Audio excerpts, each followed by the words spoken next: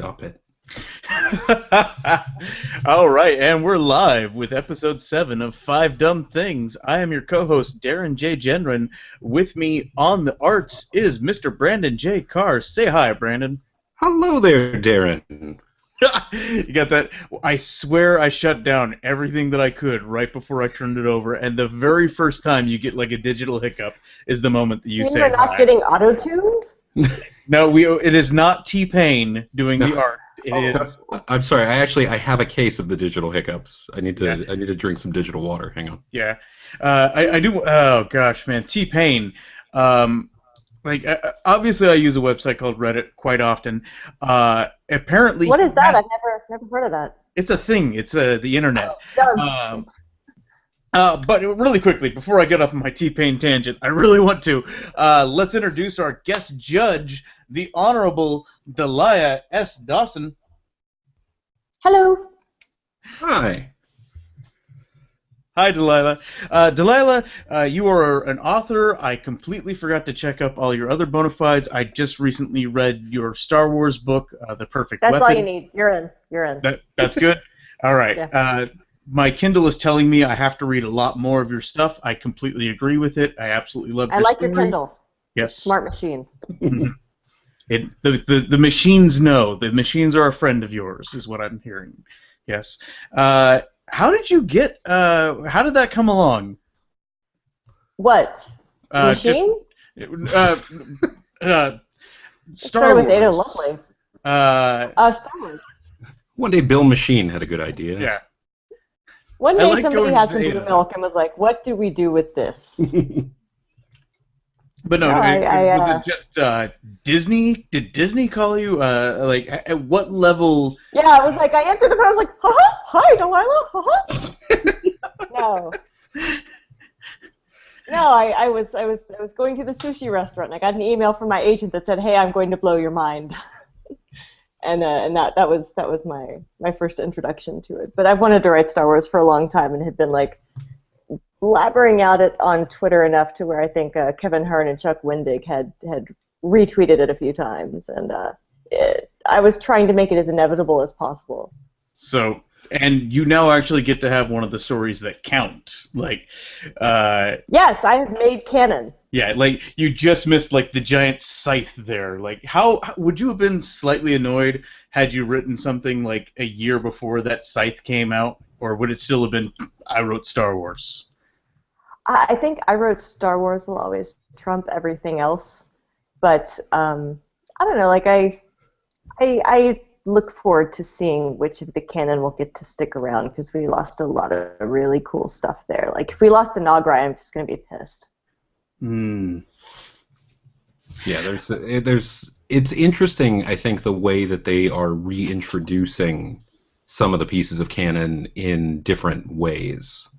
And I think it's slowly leaking back out. Yeah. Right, and so, there have been a lot of rumors about reapproaching some of the expanded universe stuff that are kind of interesting. Mm-hmm. And Delilah, your story ties into Force Awakens pretty closely. I don't want to give anything away for the audience, who should definitely go read it, but not just with one of the characters, but possibly with a very important plot device, if I was deducing things properly. Perhaps.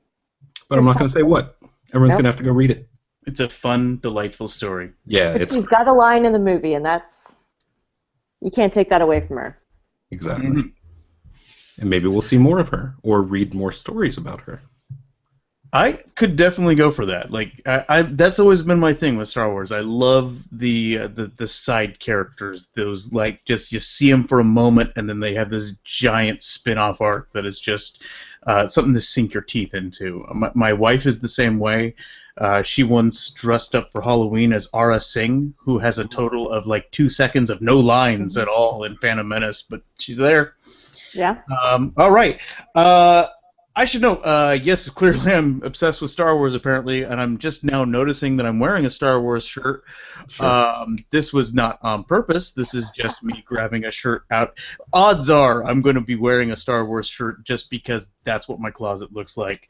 But today we're doing 5 dumb things.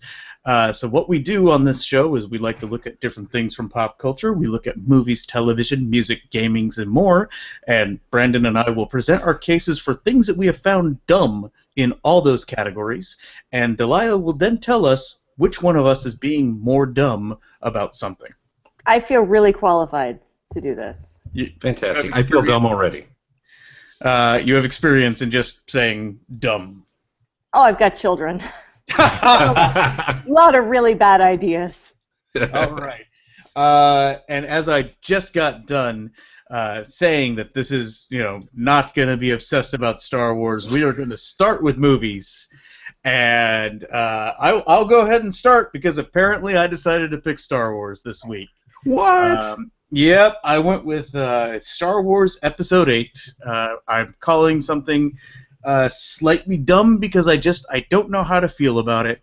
It began shooting this week, and Rian Johnson, the new director, he released about 20 seconds of footage that may be in Episode 8. I can't directly compare it to Episode 7 versus Episode 8, but let's throw out the quick spoiler warning.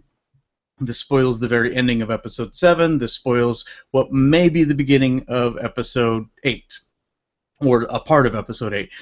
The scene is basically it is a pan zoom into the island that we found Luke on at the end of Episode 7. Luke is still standing there. Rey pulls the lightsaber out and offers to hold it up to Luke again. It looks like it's very much the exact same scene that they finished Episode 7 on, which means this would be a first for the Star Wars movies in that we have a repeated scene, that we also don't have a time gap between movies. Even between Episodes 5 and 6, if there was ever a time to not have a time gap, that would have been it, but they still had a significant time gap. They had lots of the story happen off-panel. I'm very curious as to what part of me almost wants there to be no time gap, or there to still be a time gap, actually, to have it that this is just part of Luke's training, that Rey has to show up every single day and off. It's take the pebble from my hand. Instead, it's try to give me that lightsaber. Try to give it to me. No, not today.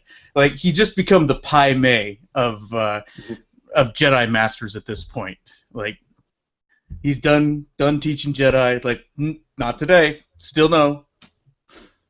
That's one of my theories that I have about it. I gotta be honest. I don't have much else to say. I'm gonna be turning over a lot of my time there because I feel uncomfortable with them redoing a scene, and I think that my dumb idea might be interesting, but I really doubt that that's what's happening. Well, I have a thought on that, actually. This may have been a case of something that was already done back during the original filming of Episode 7. For all we know, Rian Johnson directed that scene. That is entirely a possibility, except there's a giant scene at the end of this footage that they released, which is clearly on the island. That could have... Okay, because there's a scene of a group of the cast and crew there saying, and we've begun shooting Episode 8, and everybody applauds at that point. Yeah. This could be a case of taking audio and being deceptive about it. Heaven forbid that Star Wars be deceptive when putting the movie together and not exactly let us know what's going on. Also, they've never done that. Mr. J.J. Abrams is still executive producing, and he likes to play pretend. He likes to make pretend with us in the advertising of. I still can't believe he hit a whole movie. Yeah. That 10 Cloverfield Lane, he managed, he's hey, I'm making Star Wars. Let's go ahead and use this as a giant, smoke screen for a whole nother movie. I'm still sorting out my feelings. I'm getting closer and closer to saying, And it bothers me that we've now seen 20 seconds of Episode 8, which is still, it's 22 months away at this point, and I'm like, I don't like it. Like, the nerd in me is just like, just shut up and sit down and watch the movie when it comes out. But the other thing that's bothering me is that now we've seen 20 seconds, allegedly, of 8. Maybe. That is still, like, 19 and a half seconds more than what we've seen of Rogue One, which actually comes out this year. Right. Like, we still know very little about that movie, and like we're already getting on the hype train for 8. I think it's nice that we're like hiding Rogue One. Like we're doing the same thing that JJ did with Cloverfield Lane. We're not paying as much attention to Rogue One, so there'll be like some fresh excitement for it this winter, maybe. I'm super excited about it anyway. Yes, much excitement. The cast, especially having Wash as part of the cast. I mean, Alan Tudyk. I guess that's his real name or whatever. Whatever. His real name is Wash, and we all know it. Yeah, exactly. Or Alpha. Yeah. Having him part of it. Respect King Candy, damn it.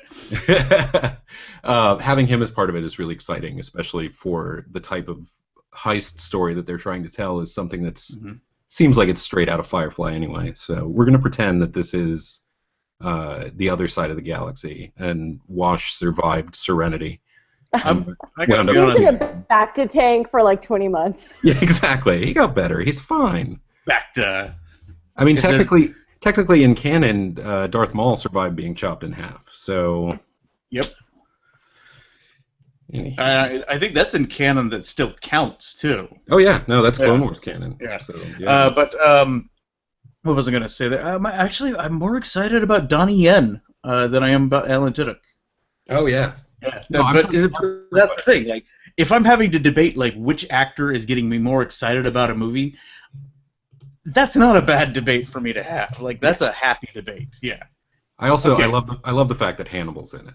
Oh, yes, yeah. Okay. I'm not curious if I'll ever be able to like carry a character that isn't in some way sinister. Like, I don't think I could ever watch them and be like, oh, he's a good guy with good intentions. Right, it's like he's the romantic lead. lead. He wants to eat your face. Yeah. He just needs a musical. He needs. Oh my god. Yeah. Yeah, Sweeney Todd would be his musical. All right, so I'm going to go now. Okay. I'm going to talk about actually something similar, something with just a little bit of footage, and I'm going to talk about this year's Ghostbusters film, which comes out in, I want to say July. I think July 15th. We were just treated to a trailer for Ghostbusters, which, well, anyway, let me describe it real quick. It's about 28 seconds long.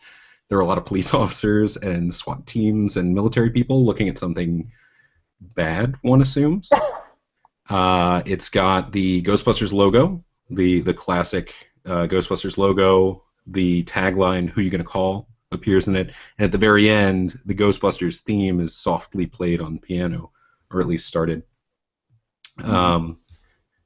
But it is a trailer for another trailer that we're to expect in March. And God, I hate trailers for trailers. And that more than anything else, possibly ever, that is what is dumb about what we saw come out of the Ghostbusters trailer. Because everything that I'm excited about Ghostbusters for is missing from this trailer. And did you just call it Ghostbusters 4? No. I'm excited about Ghostbusters, for which I am excited. Okay. With regard to Ghostbusters, is missing. It's not there. Ghostbusters 4. Yeah, I'm jumping ahead. Because I'm assuming it's going to be a franchise. I'm super excited for this movie, especially after Melissa McCarthy was on SNL again this weekend, and watching her interplay with Kate McKinnon and with, oh my God. What is her name? Leslie Jones, who are both also in the movie. It got me really extra excited about it. So the fact that they've decided to do this trailer for a trailer thing really, really bugs me. It's the dumbest thing ever. That's really all I have to say about that. No, yeah, it's oh gosh. I must say, I'm really excited for this movie to come out. I have a joke. One of my stand-up routine jokes is about the Ghostbusters movie, and since I've started telling it, I've noticed there's been a lot more hacky. Like, there's a lot of dude comics that'll make the whole joke about the Ghostbusters and whip. Oh, it's just like it's so easy for them to make a sexist Ghostbusters joke. Like, I really want this movie to come out and be as great as I think it can be, and have all those jokes just like die away like old dinosaurs. Yeah, I mean, like for me, I'm a large white guy. I look very patriarchy. So when I go up on stage, and I started the joke, it took me forever just to get the start of the joke right, and it was now it's I'm having trouble figuring out how I feel about this new Ghostbusters movie. And on one hand, it's got a strong female cast, but on the other hand, it still looks really anti-ghost. Yeah, it's a very dumb joke about me growing up in a ghost town, which is a true story. Like I did grow up in a ghost town, but I'm glad that we're starting to see more. Everything that I'm seeing about this movie makes me excited. The new Ecto 1. It's a hearse, and I'm like, every time I see it, I get angry about how genius that is. Yeah. Everyone always thought that the original Ecto 1 was a hearse. No, it's an ambulance. I know. I, being the nerd child that I was, had to correct everyone and say, no, it's an old ambulance. Which is because really... ambulances used to look like hearses, which is just fantastic for children in history. Oh, yeah. Yeah, this is totally safe to me. That guy holding the bag of blood is your friend. Yeah, so it's like now it just like it seems to already be more clever. I will still like the one thing I'm still gonna grit my teeth on it about is like I don't like it being a reboot. I still wish it was in continuity, but we'll see. Well, we don't know that it's. So I have this theory that will not pan out. I assure you, it's a waste of time theory. So I'm going to waste your time with it. That this takes place in an alternate dimension from the original Ghostbusters films, and I think that they've said that Dan Aykroyd, Bill Murray, and Sigourney Weaver, that their cameos are just cameos as whatever. But I think that we might actually be seeing what they'd be doing in this dimension had they never started Ghostbusters to begin with, and that they might use Ray as an occult reference. Like he's still running. Is not writing self-published psychology books to get laid. I want no part of this. Like, that's what he would be doing right now. He would be like Chuck Tingle of parapsychology. That sounds perfect. So hopefully that'll happen. It won't, but I like to think that way. So I'm gonna say for my movie dumbness that Episode 8. Possibly, allegedly, maybe redoing a scene that we've already seen. Doing a repeat scene is dumb. Brandon, what are you saying is dumb? Trailers for trailers. Okay. Judge Delilah, which is dumber? Oh, this is clearly trailers for trailers. I don't know, there's something about the Star Wars universe. It's not movies to me. It's something that actually it's literal history. So I just think like this is a thing that happened, and you can show it to me this way or that way, and that's okay. But trailers for trailers is just treating us like we're idiots. Like if you're going to see it, you're going to see it. You're not going to see it because you're like, oh, that was an amazing teaser trailer for the teaser trailer. So yeah, that's.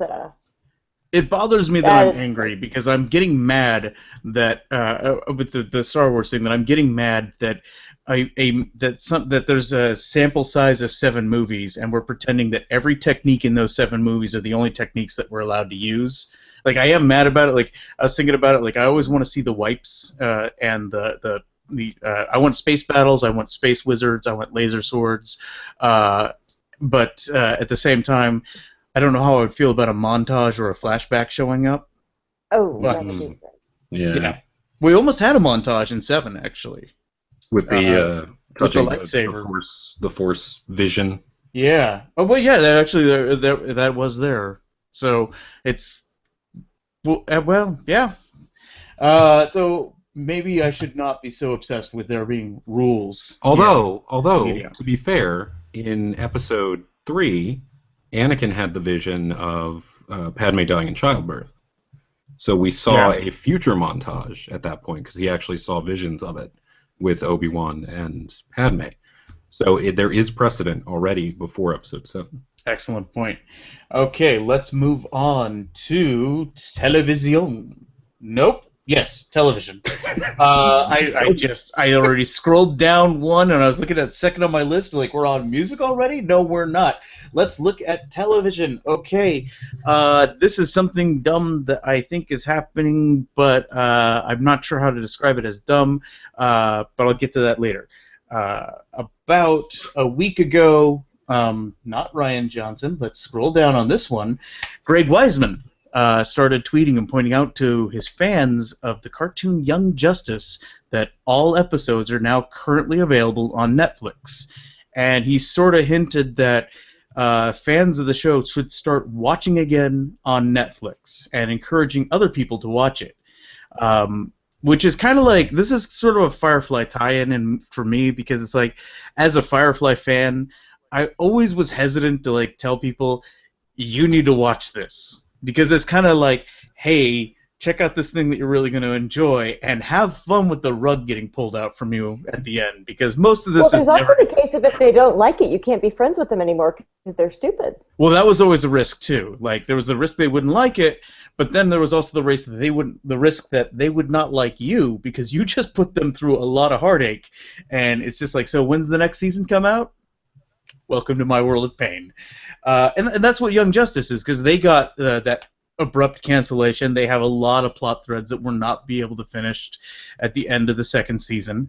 They even started up what was going to be the next mega plot. Like, they hinted at it, and then they were like, no more episodes. We're done with that. It was incredibly frustrating. And now Wiseman is telling people, hey, start watching it on Netflix. Then Carrie Payton, he is the voice actor that does Aqualad in Young Justice. He's also the voice actor that does Cyborg in Teen Titans. He starts telling people, hey, Netflix is monitoring the numbers to decide whether or not they want to move on a third season of Young Justice. Because this is, it's a power that Netflix has, is television necromancy. And I mean that 100% true. Like, they've proven that they will pull out, whether we want it or not. Like, we'll get new episodes of Full House. So excited. Don't even talk about that. Only I'll be very excited if it's a murder mystery. No, that's Who what killed Kimmy Gibbler? Who didn't kill Kimmy Gibbler? No, see, that's what I want for the Saved by the Bell new episodes, is to be who killed Screech. Well, if it's if Fuller House is a murder mystery, then we could finally find out whatever happened to the Paperman, the Milkman, evening TV. Was it murder?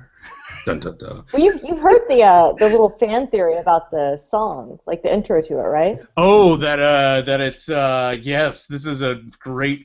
I hope we're talking about the same thing, but it's the internet rabbit hole of who the dad is of the girls. Yeah. It's Joey. Yes. It's Joey. Of course, Yes, it's Joey. because genetically, like, this is some Game of Thrones level genetics. Like, the blonde has the blonde kids because, like, you take the two actual brothers, because Uncle Joey is related by marriage, right? Yeah, but he's also possibly uncle, possibly marriage. I can't remember what his actual relation to the family. He was just he was. He was just that funny uncle that lives with you. Well, he was Danny's wife's brother. Yeah, and Danny and Jesse are both super Greek. Yeah. Yeah, because John Stamos, which means genetically they're like 99.9% shooting out black-haired babies, like King Robert. Right. And the mother, being Jesse's sister, would be of the same lineage. Mm-hmm. So then it becomes very questionable as to what exactly was going on there. But I like the part of the theory that says that Joey is such an idiot that he can't be trusted to raise children on his own. Although he continued it since there's an age gap between DJ, Stephanie, and Michelle. So obviously this had been going on in secret up until within a year of the first episode without the older sisters knowing. How does Alanis Morissette factor into this is what I'm curious. Well, you ought to know. Oh! That's ironic. Don't you think? Not at all, no. That is not the correct use of irony, but ironically it is, given the song. Okay, so what I'm saying is stupid is, first off, it's stupid that the show got canceled. It had really great animation quality, great storytelling. It was connecting with a young audience, particularly a female audience, which is possibly what killed it because network executives are idiots. But also, there's a chance that we might be getting excited for no reason, and I think that would be really dumb, too. That would be dumb. Alrighty. Can I say one more thing about Fuller House? Because I am legitimately excited about this. I can't tell you. So the story has to do with the fact that DJ has gotten married and had kids. Her husband dies. She moves. She's back in the house. Blah, blah, blah, blah. We know the plot. But do you know what her married name is? No. It's Fuller. Oh my God. It's a joke on a joke. That's awful. It's amazing, is what I think you said. It's fantastic. That makes me happy. Also, to carry that even further, Stephanie has become a world-famous disc jockey who goes by the name of DJ Tanner. Well, at least they're aware of what they're doing. Like, this is... It feels good. It feels good. It's meta. Well, it couldn't have been House. No, because then they could have tied it into the show House. Exactly. None of them are smart enough to be doctors. That's true. Well, then Dr. House could show up and just smack them all down, and then because he's allegedly dead in he could be hiding in San Francisco. Well, he faked his death at the end. Right. Spoilers. I know. I saw it though. Yes, spoilers. It's been over for a while. We're safe. Okay. So speaking of 90s sitcoms, I'm going to talk about Lucifer, which is the recent new Fox series, which is kind of based on the Vertigo comics that personification of Lucifer that was originally presented by Neil Gaiman in Sandman, where Lucifer has decided to step away from hell, which is a great storyline in Sandman, but none of it is mentioned on the show. On the show, it just says, in the beginning, the Lord of Hell decided to take a vacation. And so it cuts to him in the way that he is in the comics, running a nightclub in Los Angeles. Now they have decided to make it also like a cop procedural type show, where he's working hand in hand with a homicide detective in Los Angeles, which is fine. I enjoy the show. I think for the most part it's fun. It was developed by Tom Capinos, who previously created Californication, and it has a fairly similar tone, especially because it's LA again, and I love Californication, and they've used a lot of the same kind of feel, the types of shots and things like that. It's not as I don't know if grungy. It's not as grungy as Californication. Lucifer is played by Tom Ellis, who is very smooth and very British, very aware of who he is, and is not hiding the fact that he's the devil at all. And he'll say it to anyone. He has this power to find out what people want the most, what their biggest desire is. And that's helping him investigate murders with the Los Angeles Police Department.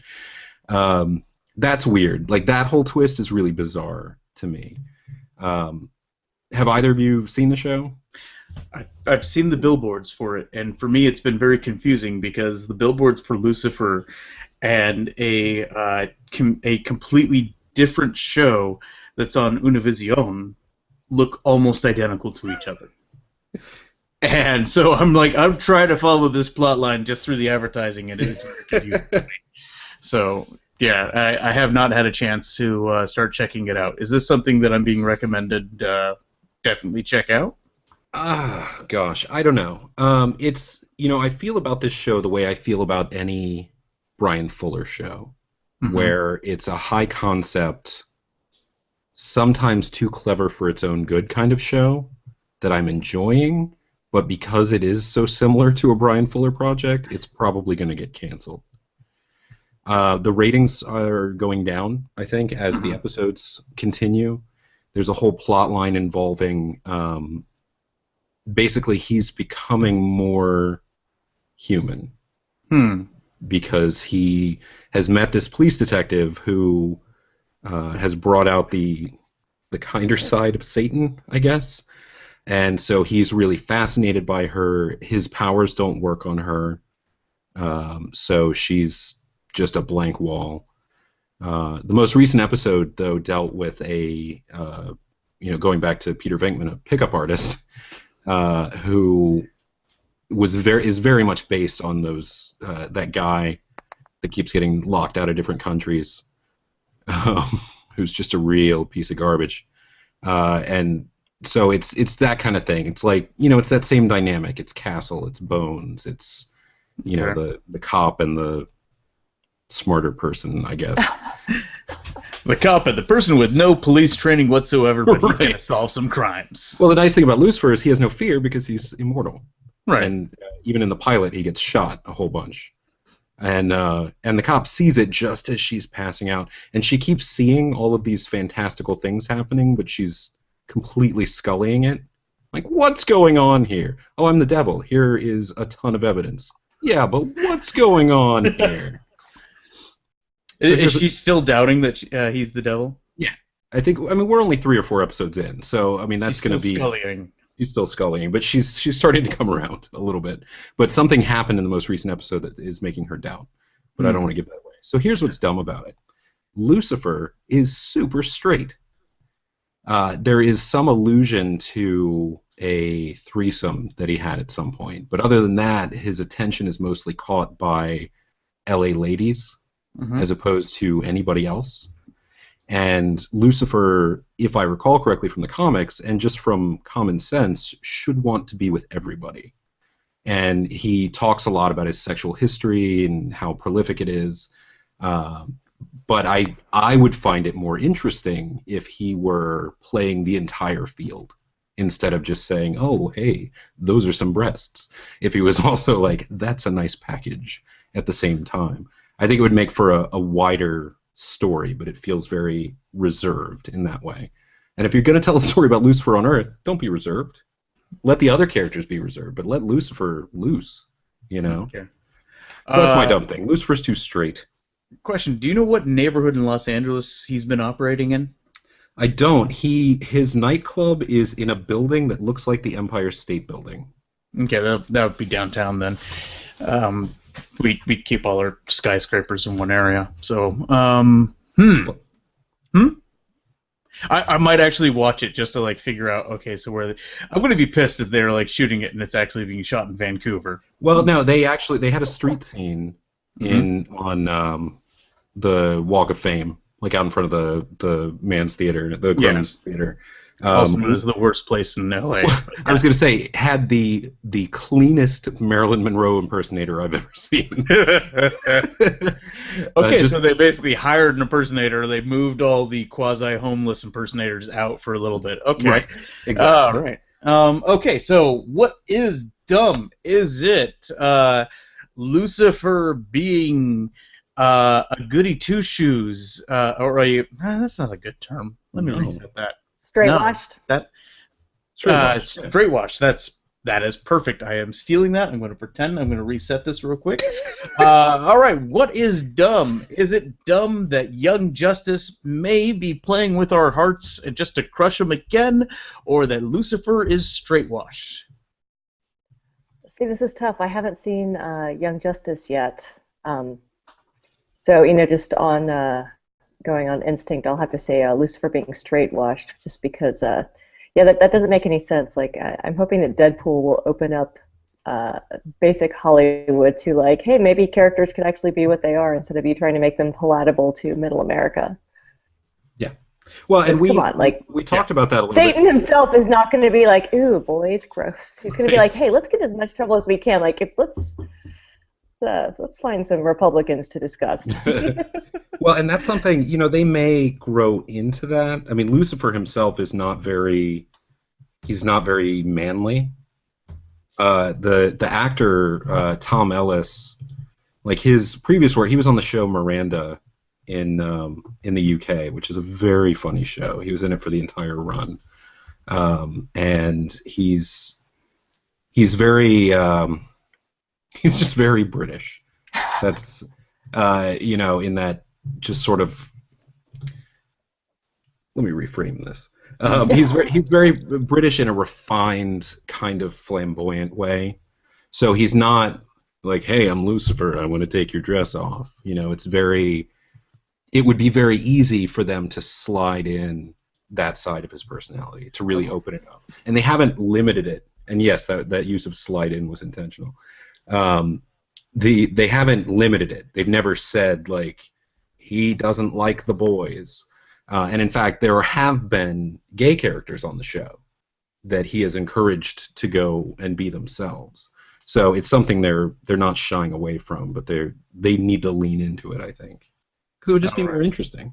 Make it more interesting, sex it up on Fox, so that could be interesting. They with entertainment, yeah.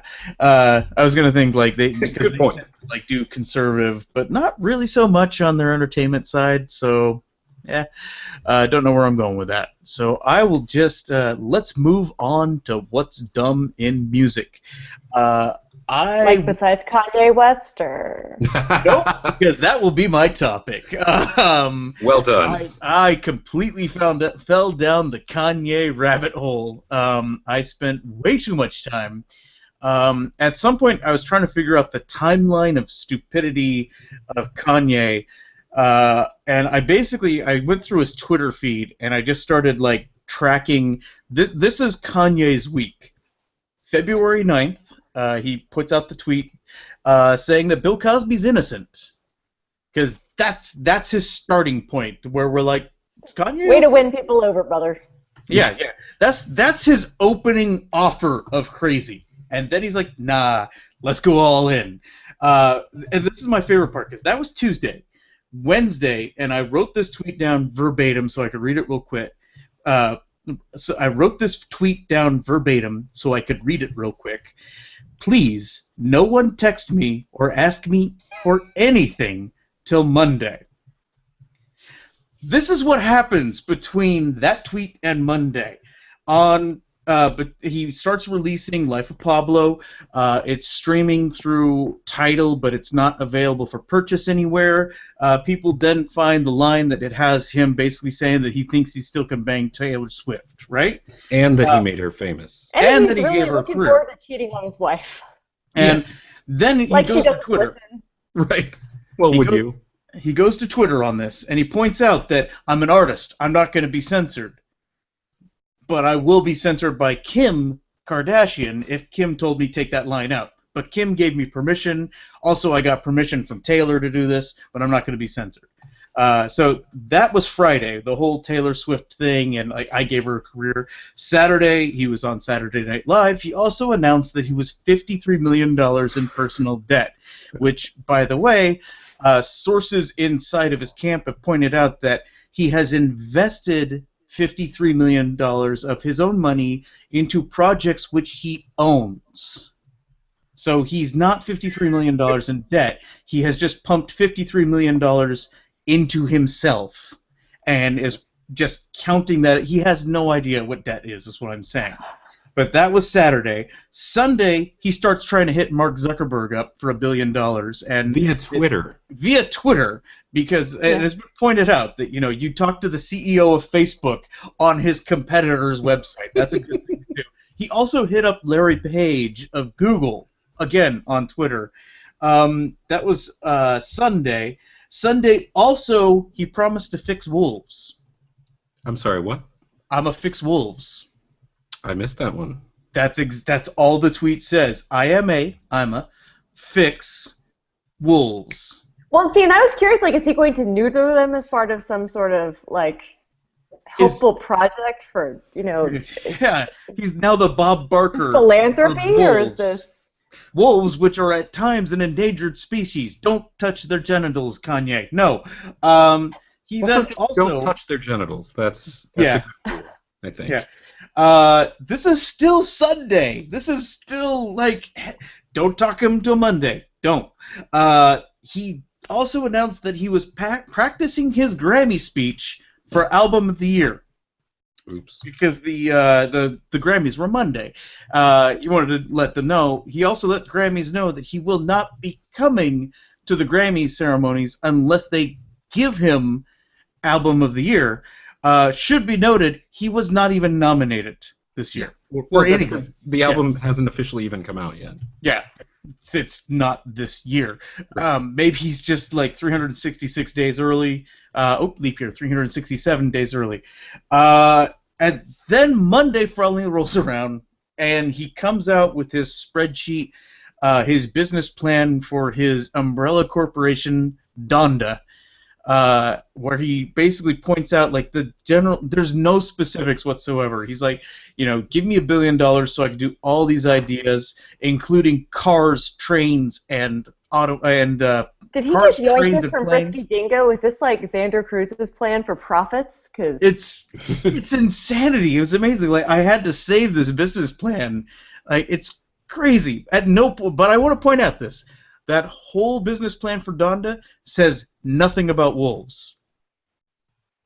I'm very confused by that. Like, he's diversified. Is it done? Was he? Because he possibly could have gotten. And that's the thing. I didn't check to see when exactly. Like, there was some drama going on with Saturday Night Live. Like, they struck half his set before his set, and then they put it back before it started. He launched some of his fashion line this week. He got in trouble with a lot of people about Life of Pablo. It's still not available for purchase. Like, he's still saying no, you got to listen to it just on Tidal. And then he's like saying, well, at one point he came out and said 500,000 people have pirated it at this point. That's because you're not making it's. And he also added 2 new tracks to Life of Pablo this week. And I know I have missed things because I spent just an hour reading his Twitter feed, and as it is, I blew the 5-minute counter by a whole minute there. Dude, I respect his Twitter feed right now more than his actual art. It was beautiful. It was like it is a work of art. Refrigerator poetry by like a drunk toddler. Let's be 100% honest. I could have not used 5 minutes, and I could have just said the word Kanye once and just been drop mic. Okay, Brandon. That's what you put in the show notes too. Just the word beat that, Kanye. It's one of the few times I even use punctuation in the show notes. It's just Kanye. Period. I like that. I gotta say though, my favorite response to Kanye being in debt and trying to get the album out and everything was a video that was posted by the folks who run Patreon, explaining what Patreon is and how he could sign up for it and probably have the best money-making experience of his life through Patreon. Oh my gosh, I would probably be a patron for Kanye. Because that's at the end of the day, like, he's a hateful person and he's crazy and maybe he's not hateful. But, okay, the Bill Cosby thing is really troubling. Let's not forget that. It's weird that we're not talking about that part anymore, but, yeah, he's a crazy person. I mean, that's the same as saying, like, oh, that guy with severe traumatic brain injury is really scared of the mailbox. Like, you're not going to say anything about that or do anything about the mailbox, you know? Just watch him paint and have him make something beautiful for us. Okay. Yeah. Brandon, what do you think? I came out guns blazing on that one. So I have way less passion about my topic, and I'm not going to take up my full 5 minutes that I don't even have because you Kanye'd most of my time. Oh, Kanye burn. Would you rather have let me have you start yours and then just take over? And then I'll let you finish. I'm going to let you finish. I'm a fixed time. Okay. What do we have? What is dumb in So music, Brandon? at the Grammy Awards, where Kanye did not win an award that he was not eligible for, which was won, by the way, by Taylor Swift, Album of the Year, and she gave an acceptance speech where she basically said, "Hey girls, you're going to go through your life and people are going to say things like, 'I made them famous.' Ignore them. Keep doing your thing." That was her whole speech, and it was awesome. Just to be clear, she just shaked it off. She shaked it off. Yes, she shaked it off. Okay. In the words of you or my 3-year-old. At the same ceremony, there was a tribute performance done for a medley of David Bowie songs performed by Lady Gaga, and who, by the way, is pretty much the only person in the music industry right now who could truly capture a David Bowie-esque performance on stage and be taken seriously in any way. And she nailed it. It was great. It was fun. It was passionate. It was respectful. She did a good job with the music. She kind of did a Bowie impression at times. She definitely used some of his dance moves and his stage presence and style. It was a lot of fun. It was a fun performance, which is what you want for an in memoriam performance for someone like David Bowie, who had so much energy and had so much passion. It did cut off, though, with I think the latest song in the whole medley was "Heroes." So it didn't cover pretty much the second half of his career. The work with Trent Reznor, the Black Star stuff that just came out, which is fine. I mean, it was clearly that greatest hits CD that you bought at Sam Goody or whatever, some now non-existent CD store. But there was an issue, I guess, that came about where because David Bowie's son, Duncan Jones, posted on Twitter. And I'm going to pause for a second because I want to pull it up.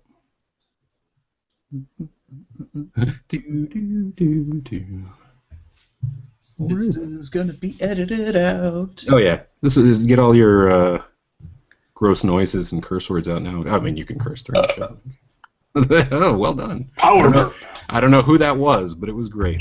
Okay. All right. He tweeted after the performance, quote, "Overexcited or irrational, typically as a result of infatuation or excessive enthusiasm, mentally confused," end quote. "Damn it, what is that word?" That was the whole tweet. That is the dictionary definition of the word gaga. That's all he posted after that performance, which to me means nothing. Like there's no like opinion put forth in that. It's just a He just acknowledged that Gaga just right. did a bunch of songs that his dad did. Right. So we know that he was aware of the performance and that he has access to a dictionary of some kind. Then 14,000 different websites said, "Oh man, Duncan Jones is mad." And I mean, there were all of these headlines where it said that Duncan Jones is not happy with Lady Gaga, etc., etc. And I didn't see anything that said, something as simple as Duncan Jones posted a tweet today, which is all that really happened. I mean, I don't know Duncan Jones. It is likely that I will never meet Duncan Jones, but I didn't read anything into that. And from what I can tell, no one who actually does know Duncan Jones read anything into that. He didn't follow up with anything about it. He has since retweeted things about beaches and Pee-wee's Big Holiday. How did I not pick that for movies? Anyway. So clearly this is a sticky point for him that he just can't let go of. Oh yeah. Oh God, it's killing him. All he can. Oh, I'm going to take that out. It's really bugging him. He's clearly he can't let go. He retweeted a toy of Stanley Kubrick that someone made. I mean, it's really on his mind so much that he can't even directly Hey, address. when you bring Stanley Kubrick into the conversation, then we have fake moon landings and all sorts of conspiracies, which makes it definitive that he hates Lady Gaga. It's true. It's true. Because Lady Gaga actually, in her music videos, proves that she's an agent of the Illuminati, which helps fake the moon landing. The weird thing is I actually have read an article that was demonstrating how Lady Gaga's extended version of the video Telephone is actually proof that she's a member of the Illuminati. What? Well, why are we It's talking the about second that? best conspiracy right there with Kubrick and his fake Oh, moon I want landing. her to be in the Pentaveret, though. Can you imagine? What is that? You don't know the Pentaveret? Oh, Pentaveret! Am I With the so Colonel? outside of it? You believe that the Colonel Sanders is in the Pentaveret because he gets you addicted to his chemical. There's a chemical in his chicken. That makes you- Nightly smartass. Yeah, that's where we're at right So we now. found the So I Married an Lady Axe Gaga, Murderer fans. Kanye. Okay. Oh. Okay. Sorry. All right. Yeah. Okay. So I married So, an axe murderer. Now I get it. Now I'm remembering it. yes. With that lovely aside done, let's just throw. I think I crushed you on this one. I think this one is like unfair advantage. Yeah. I don't know why uh, I spoke at all. Is the internet clickbaiting over Lady Gaga doing Bowie dumb, which in fairness very dumb, or is Kanye dumb? I mean that's kind of like being well it's the biblical flood or this minor rain that's rather annoying. Like it's this Kanye thing is like I know that we fell for it, like we're talking about him and that's what he wants, but oh god, it's so dumb. It is so much. I think it came up on my Facebook feed, like where there was somebody had posted on Facebook something from Kanye and then something about Hamilton, and you're like, it seems really unfair that Hamilton should have to be in the same world as Kanye I agree. as art. Are you a Hamilton? Hamilton? I want to, like, I've listened to it a little bit and I've watched the thing from the Grammys. Like, I'm a huge fan that hasn't even gotten to experience the greatness yet. Mm-hmm. So I'm kind of like a little kid at Christmas. It's like one day I'm going to get to see it like the big kids. Like me watching, I wanted to see Purple Rain in 4th grade. Gotcha. Brandon, I just want to One check. day. As one of the premier Hamilton fans, Mm-hmm. you guys don't have a nickname for yourselves yet? There probably is one. Listen, I hate fandom. Ham boners. Okay, because that's exactly where I was going with it. I really hate fandoms. So I don't. If there is a name for it, I don't know it. I'm sure it's on Tumblr. You don't want to be a ham boner. Ham boner. Ham huh? boner. Ham boner. Oh, I All like it. right. I'm going to introduce that one. Hashtag ham boner. Everyone who's listening to this right now, use that repeatedly, and we'll get it trending. Yes.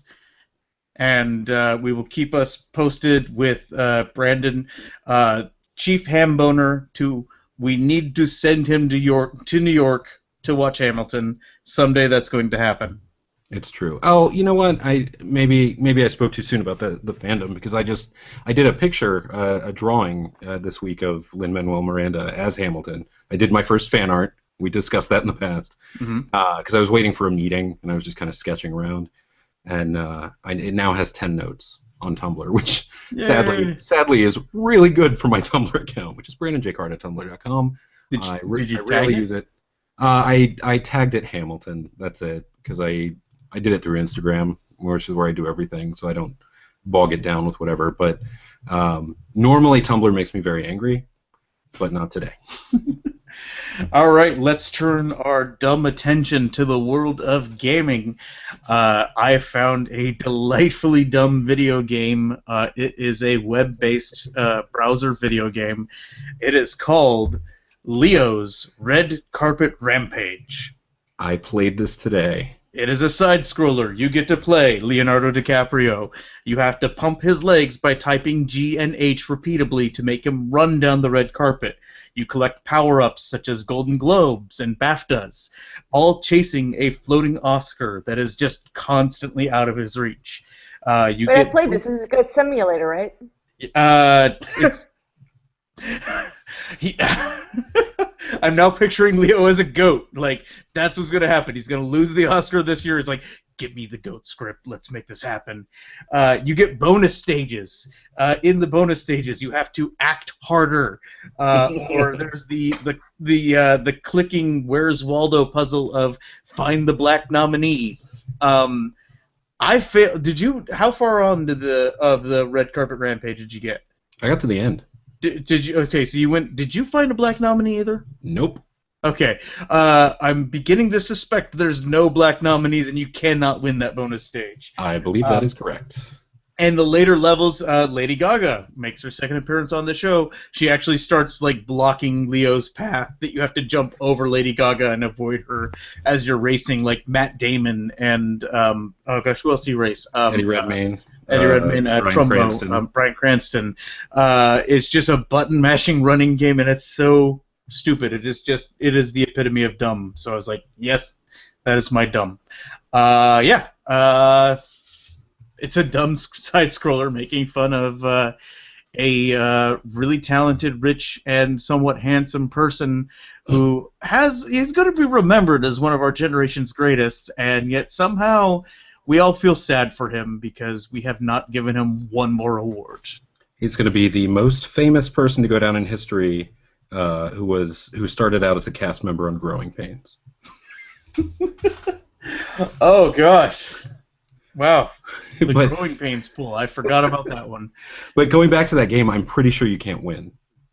I'm almost dead positive that you'll never be able to reach the Oscar in that. Which is sad but hilarious. The whole thing, the mini games and everything, it's so funny. There was also you had to crawl to the car while on Quaaludes. Yeah. That was one of the bonus stages. It's so dumb, and it's very painful too because there is you'll have massive forearms for having played this game more than once, because you have to mash so quickly. You have to mash buttons harder than if you're on a Street Fighter 2 bonus stage. Yeah. Yeah. Oh yeah, it's nuts and super fun. And I Okay. played it once, and now I'm done forever. Yep, they was like, that is a good joke. Moving on. I'm glad I paid no money for that. I just want to wait for the DLC pack to come out for it. For 99 cents, you can get 5 more levels of Leo. Right.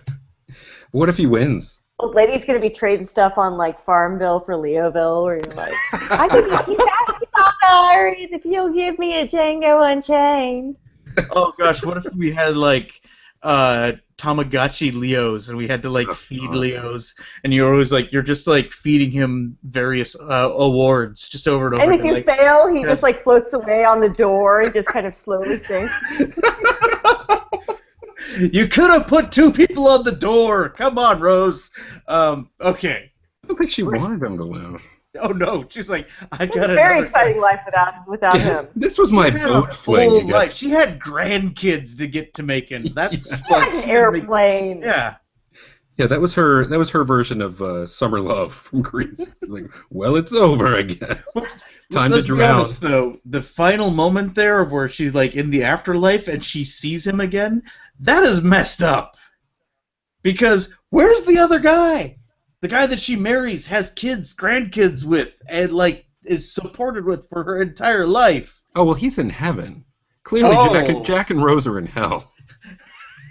It's just gonna be the Titanic. Well, yeah, because they had sex in that car. Exactly. That wasn't even their car. That's so rude. That's right. Breaking and entering is among the worst sins. Well, no, wiping it out afterwards, for Christ's sake. That's leather. Oh my god, and that smell's never going away. Anywho, the smell of poor that's people. What an old car smell is. You get an old Jaguar, and you're like, oh, someone did it on a boat in this. No, someone DiCaprio'd. Leather and blood. Someone DiCaprio'd. Someone DiCaprio'd all over that image. Okay, Brandon J. Carr. What is dumb in video games? I read. I'm kidding. I skimmed an article today about someone is using Unreal Engine 4 to rebuild the classic Star Wars video game Knights of the Old Republic. Hold on. I'm not sure. First of all, the work that they're doing it looks great. Like it's the changes that you would have actually liked to have seen in the special editions of the Star Wars films, where it's actually adding to, as opposed to just adding, But the whole the underbelly area is really super seedy, and they built up the whole city so that there are all these tall buildings and everything. They added in these new lightsaber mechanics. You can play in first or third person, so there are ways to switch. It looks great. It looks really sharp.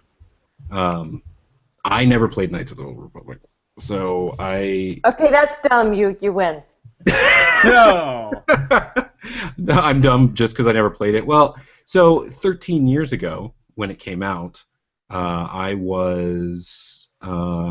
had a 2-month-old.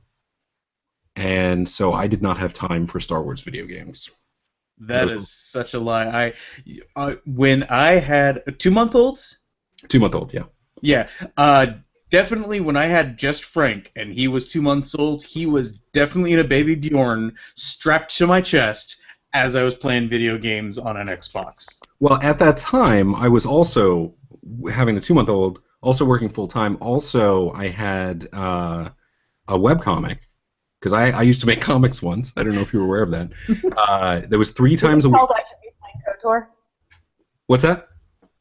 Was it called I Should Be Playing KOTOR? It was, and it was just the same dialogue over and over again. I could have copied and pasted. Now that I think about it. You see, if it was anything to do with KOTOR, it wouldn't have been the same dialogue all over and over again. There are branching dialogue options, sir. There would be just a path of dead Celestins in your wake. Like my dreams. But anyway, I was doing that comic and actually doing it for money, which was nice for a web comic, and because that was important to me at that time. Of course, I'm not doing anything now, comic-wise, but that is neither here nor there. But anyway, the landscapes that they've created are beautiful. On Kotaku, there's a side-by-side comparison with some of the original graphics versus some of the stuff that they're doing now. So, here's the problem. Here's what's dumb. This is, it's called Aperion. They're trying to do the entire RPG, beginning to end, with actually adding in some content.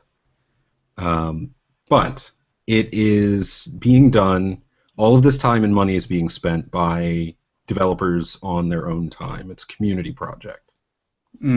So there's a huge chance that this is going to be a great masterpiece fan work that will never be seen. Will just die instantly the moment it becomes because there's no way legally, this isn't something that Disney could just buy and take over and then distribute, is it?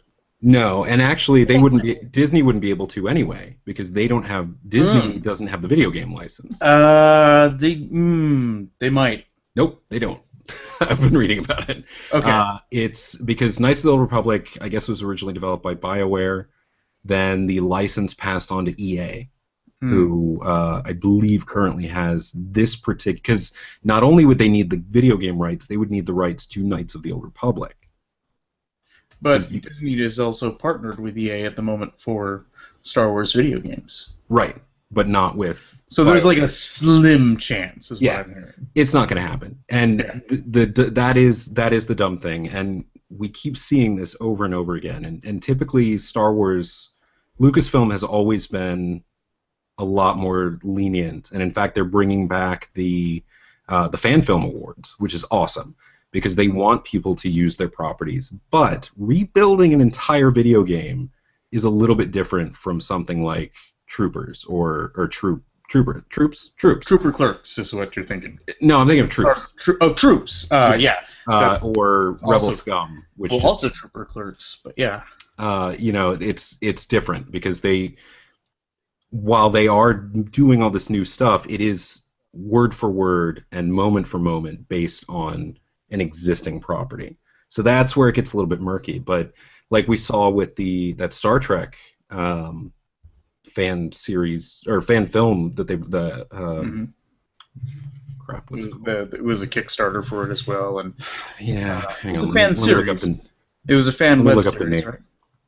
No, the fan web series is the Star Trek Continues. This was actually a film that they released a big chunk of it. I want to say Axanar? Yes. So Star Trek Axanar just got completely taken down after they had put in a lot of time and money, and a lot of people complained that these people were not allowed to just use someone else's property without permission, and that caused a lot of yelling in the Star Trek community because people were saying, "Oh, it's already so much better than the new Trek movies." Like, well, tough. The new Trek movies have permission, So that's I have a pretty when it comes to IP stuff, I have a pretty narrow view of the gray area. Yeah. Because the Axanar thing was huge, and that was the biggest problem. Like the Star Trek Continues web series that had Grant Imahara from MythBusters on it, that was different because they weren't trying to create something huge. It was just kind of fun continuing episodes of the original series. This was trying to almost take the mythology in a new direction. All right. So, in the world of gaming, which is dumb? Is Leo's red carpet rampage dumb, or is people pouring time and effort into KOTOR Unreal Engine 4 with the possibility that this is a phantom project dumb? I would say the KOTOR issue, but not that the people are dumb, just that the fact that it can't be made into a feasible, enjoyable product that makes everyone happy. Like it feels like there should be a way to bring it to the people while paying for the IP or doing something to contribute to it. Like I hate that. I mean, it's like a mural getting whitewashed overnight, I guess. It's just a shame because that'd be really cool. I'd enjoy playing that and like showing it to my kids. Yeah, and let me clarify. I was not saying that they were dumb. Anyway. Did I just make it so that you said that? No. I just wanted to make sure that okay. that is out there. I feel like I'm having to clarify on a lot of episodes now that I'm not calling people stupid. Just that without that protection, the fact that it may wind up being a lot of time and money spent on nothing. It's a shame. Yeah, it's a dumb shame. It's a dumb shame. All right, that pulls us over to our etc. portion of the show. Basically where we grab anything that we find is dumb that doesn't fit into the previous 4 categories. I am not going to lie, about 2 minutes before the show started recording, I did not have a topic. Brandon, he saved me. He pointed out something that he had saw. I realized I had also seen this, and all I could tell him was thank you for being a friend. He was a pal and a confidant because they are making Funko Pop statues of the Golden Girls. That's right. We have little miniature Funko statues of Rose, Blanche, Dorothy, and Sophia. They're coming. It is delightfully dumb, and not gonna lie, I probably need a Sophia. I need them all. You need them all? I need them all. This is my Pokemon. I need to. There's only 4, so that's not that bad. As I was mentioning to you before the show, as soon as I saw this article, after my internal screaming in glee had died down, I texted my wife and I let her know in advance that while I do try to curb my natural nerdy tendency to buy and surround myself with a lot of toys, he says, looking around the room at a lot of toys, that I'm gonna have to get these. Like it's an imperative. It's just who I am. And like I said before, if they make a Murder She Wrote Funko Pop set, I'm gonna have to get a shelf. Have I ever? I've told you my theory about how Murder She Wrote is actually a story about how Angela Lansbury or Jessica Fletcher is the most careful and meticulous serial killer of all times. You and I have talked about that off the air before, a long time ago, but I don't think we talked about it on air. It's still a theory that I hold true. I mean, there are going to be some where she clearly didn't do it. Yeah, but, statistically. There's a lot of people dying when she shows up, and I've said throw her in jail. Let's stop the murders. Well, I think she's retired. I dare say that Jessica Fletcher is no longer murdering people. She's probably a shut-in at this point, somewhere in Cabot Cove, just typing Where the word. no one else is alive in Cabot Cove now. She's just typing the word murder on her typewriter. Just murder. I finally have time to write my books because everybody is dead. Exactly. Or she she's has a room full of skulls that just watch her as she types. She's part of the Walking Dead universe, and she's the only survivor in Cabot Cove, and she's just a big zombie fighting badass at this point. Oh my god, I need to write that. What's that fan fiction website? I need to get an account. Okay, Brandon J. Carr, before you make something that is super dumb, you tell me what is dumb in the world this week. Okay, so this is extra dumb because I wish that I'd never mentioned the, I was about to say Murder, She Wrote, the Golden Girls toys to you because I would have used those.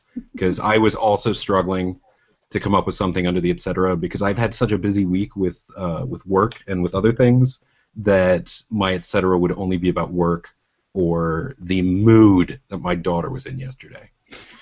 So I'm going to talk about something that arrived in the mail today that I ordered about a week ago because I had seen ads for it everywhere, and I don't know if I've mentioned this before. I probably have. I love infomercials. We talked about it. Is it a slap chop? Did you get a slap chop? It's not, although I've used a slap chop. I've never had one. I do have a magic bullet that I use pretty regularly, though.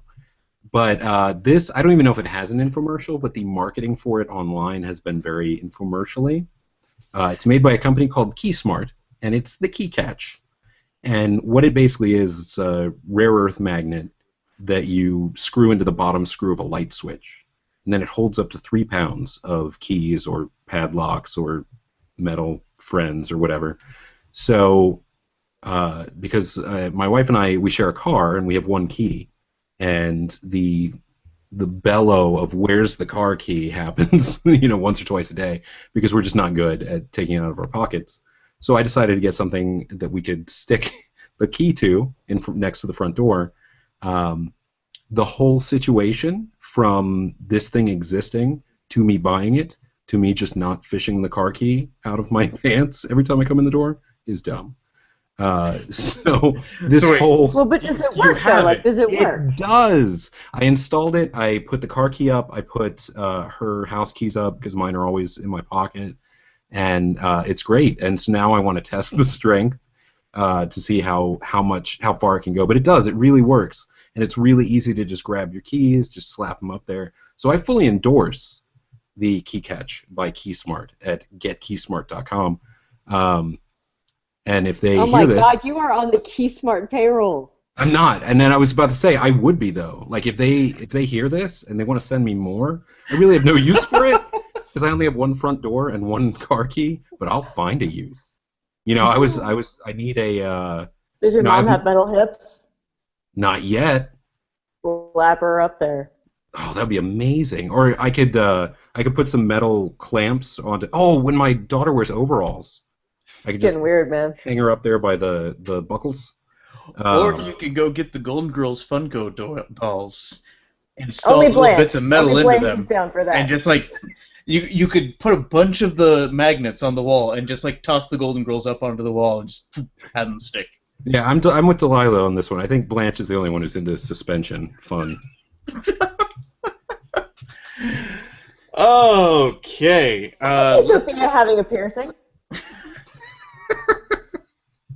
They were all 4 kinky ladies. Let's be honest. Like they all banged, like on a regular basis. That was happening. Probably the kinkiest was Rose, because she got talked into some stuff. Back in St. Olaf. She drank her own pee on Community. I'm sorry, what? She drank her own pee on Community. Oh yeah, and I consider that Golden Girls canon as well. Golden Shower Girls also. Okay. I'm just, if you cut that out, I will not be mad. No, I'm going to put it in multiple times. Okay, Delilah, what is dumb?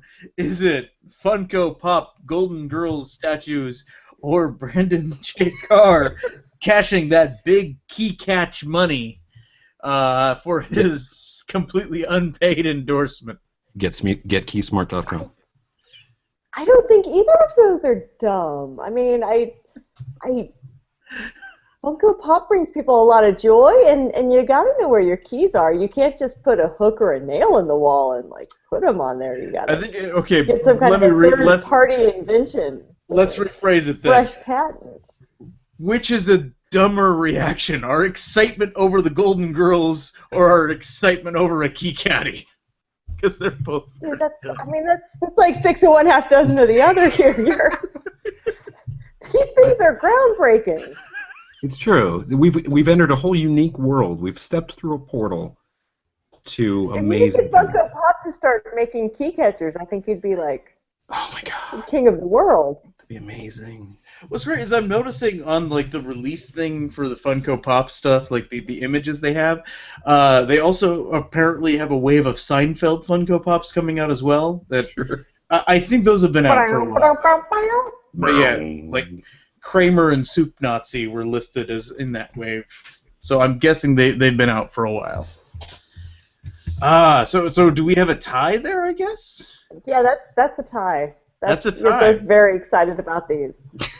All right, so let's recap really quick at what's been done this So be week. proud. Ghostbusters having a trailer for its trailer is dumb. Lucifer being straight-washed is dumb. Kanye is dumb.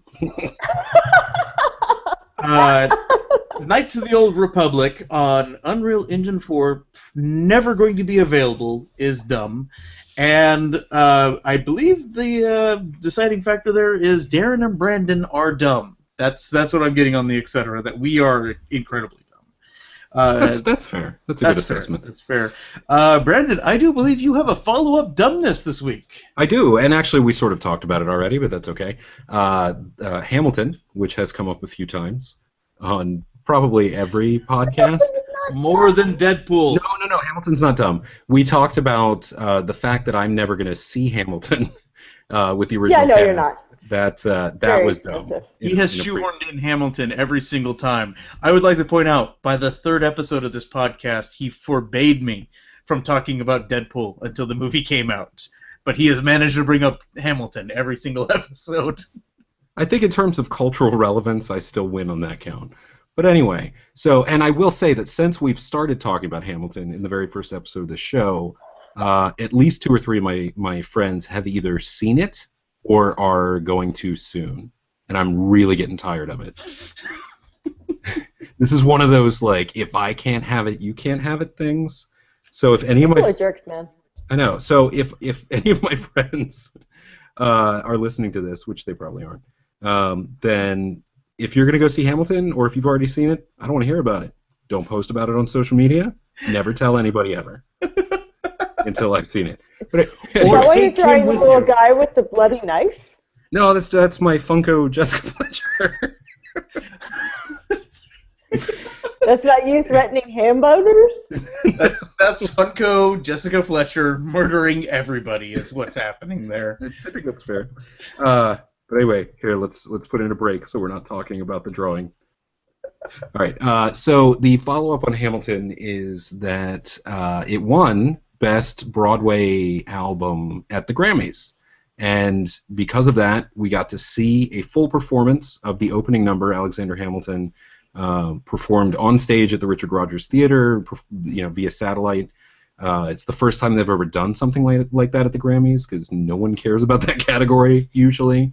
But because Hamilton has such a huge crossover audience amongst all of the different types of audiences, they did this performance, and it was phenomenal.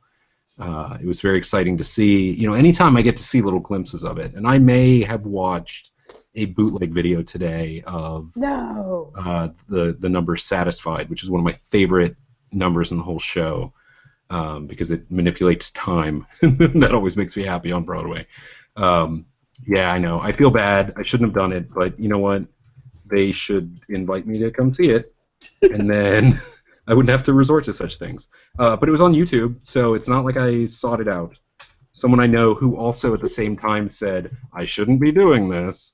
It's not going to cost them any money. Hamilton's going to be sold out forever.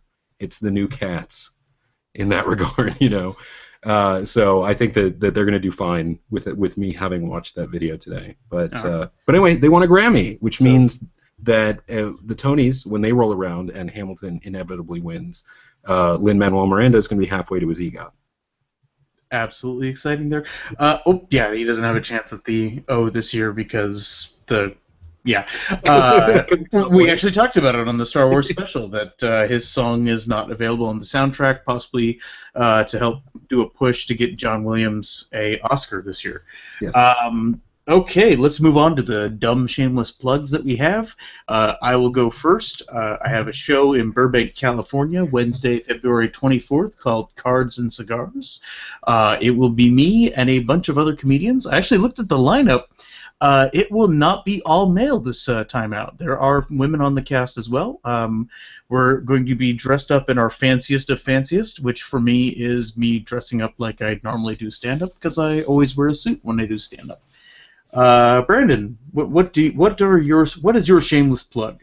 So over the next little while, I realized that it's been a while since I have spent any time petting cool dogs. So over the next, 2 or 3 weeks, I'm going to be looking for cool dogs to pet. Hopefully in my immediate area. I don't want to have to travel for this. And I'm not really, and it's not like I'm going to post on Craigslist about it or whatever. I'm just going to really keep an eye out for cool dogs. And I work from home, so I don't leave the house a lot. So it may be cool dogs just wandering around my yard or just walking around. But keep an eye out for me wandering the streets looking for cool dogs. Okay. Delilah, do you have a shameless plug that you would like to do? I was going to go with petting cool dogs, but again, that was taken.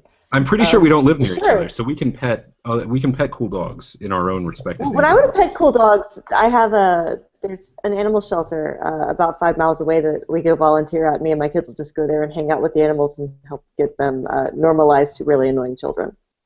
Ooh. So. Well, I've got the requirements for that. And so, so basically what I'm hearing is I'm the only one going shameless with my plug this week. No, I'm not shameless. I'm not done. She's not done. I don't have anything to talk about. She's not done. No, so I'm Delilah S. Dawson. My most recent book is called Wake of Vultures. It is out under the name Lila Bowen, and it is like Lonesome Dove meets Buffy the Vampire Slayer, pretty much. I've also got a paperback of my book Hit, which is about teen assassins in a bank-owned America, basically a post-Trump world, if you will. I'm signing in Garland, Texas, with Charlene Harris, Rachel Kane, Jay Wells, and Kevin Hearn this Saturday. So if you're in Texas, come see us. And you can always find out anything about me, my books, or my events at whimsydark.com, which is my website. And I have to say, I read Hit, and immediately, like as I was reading, I've been writing a lot of TV pilots lately because I've been wanting to learn how to do it, and that is an industry I would like to get into. And I immediately wanted to write a pilot for a Netflix series based on the book. God, that would be so cool. Wouldn't it? So let's. There's something inherently terrifying about hey, here's what happens if we give a bunch of suburban kids guns. Yeah. But, oh God. Fingers crossed. Well, that'll happen on television. Okay. We're getting some ideas. All right, so next week we have a surprise guest. We will announce it right before we do the show. In 2 weeks, we are going to have the lovely comedian Kelly Thulis as our guest judge. For now, for our special guest judge, Delilah S. Dawson. Let me do a retake on that. No, it was perfect. And for our special guest judge, Delilah S. Dawson, and my co-host, Brandon J. Carr, I've been Darren J. Gendron, and we've been really, really dumb.